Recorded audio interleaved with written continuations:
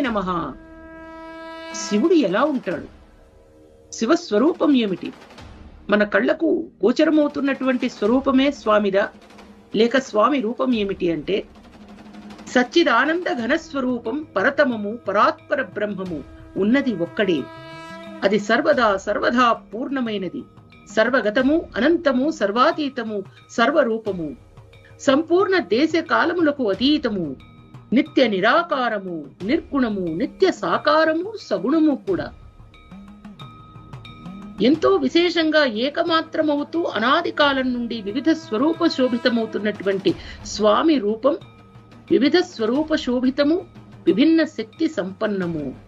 అనేక రూపాలు, అనేక శక్తులు, మళ్ళీ ఏకరూపము. వేరువేరు శక్తి విలసనముతో కూడిన వివిధ ప్రక్రియలతో అలరారుతూ శివుడు, విష్ణువు, శక్తి, రాముడు, కృష్ణుడు,